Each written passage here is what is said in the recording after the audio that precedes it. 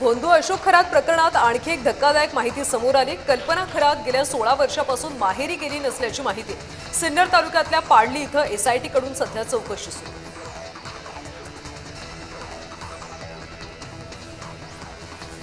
एसआयटीनं खरातच्या मुलाला ताब्यात घेऊन चौकशी केली। सर्व डॅडला माहिती, मात्र घरात खूप कॅश यायची। चौकशी दरम्यान अशी माहिती खरातच्या मुलानं दिल्याची सूत्रांची माहिती आहे। खरात खूप कॅश यायची अशी कबुली मुलानं दिल्यानं खरात हवाला रॅकेट चालवत असल्याची दाट शक्यता व्यक्त होती। खरातच्या ईशानेश्वर मंदिराचे शिवनिका संस्थांवरच्या 3 संचालकांची एसआयटी कडून चौकशी करण्यात आली। संचालकांची अशोक खरात समोरच एसआयटीने चौकशी केली। शिवनिका संस्थांच्या संचालकांची आर्थिक व्यवहारासंदर्भात चौकशी झाली।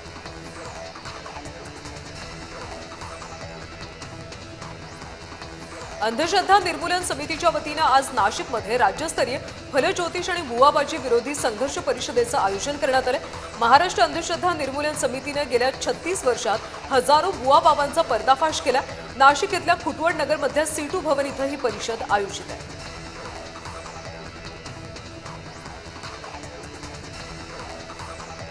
पाणी दरामध्ये 5% वाढ करण्याचा प्रस्ताव आता समोर आलेला आहे। नागपूरमध्ये हा प्रस्ताव मांडण्यात आला। नागपूरमध्ये पाणी दरात 5% वाढ करण्याचा प्रस्ताव जलप्रदाय विभागाकडून सादर करण्यात आला। मालमत्ता कर वाढीनंतर नागरिकांवर आणखी आर्थिक बोजा वाढण्याची शक्यता आहे। अंतिम निर्णयासाठी आयुक्तांच्या मंजुरीकडे सर्वांचं लक्ष आहे।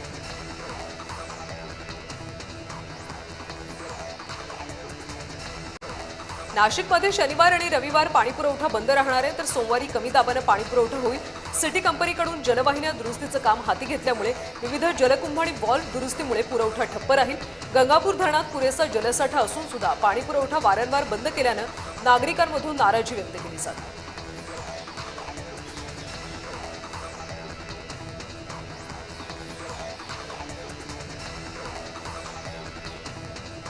विदर्भात हवामान विभागाने व्यक्त केलेल्या अंदाजानुसार एप्रिल महिन्यातले काही दिवस अवकाळी पावसाची शक्यता आहे। एप्रिल महिन्यात सरासरी 12% पावसाचा अंदाज वर्तवण्यात आला, त्यामुळे अधूनमधून ढगाळ वातावरण, हलक्या पावसाच्या सरी कोसळण्याची शक्यता आहे।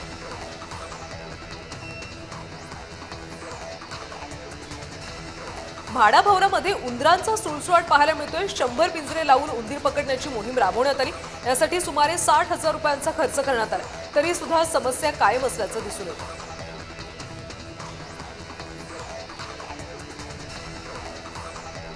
नाशिकमध्ये होणाऱ्या कुंभमेळ्यासाठी मध्य रेल्वेची तयारी सुरू आहे। मध्य रेल्वेकडून 2 अतिरिक्त लाईन वाढवण्यात येणार आहे। जास्त गाड्या सोडण्यासाठी याचा फायदा होणार आहे।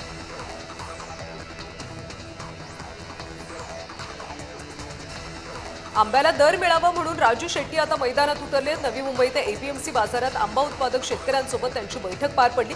यावेळी त्यांनी आंब्याचे घटलेल्या उत्पादनावर चिंता व्यक्त करताना आंब्याला योग्य दर मिळत नसल्याचं म्हटलं।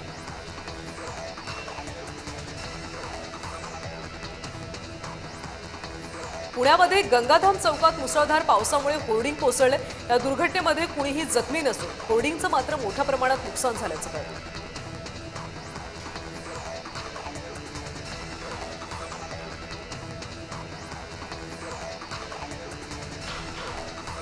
महसूल विभागाचं सुधारित आकृतीबंध मंजूर झालाय।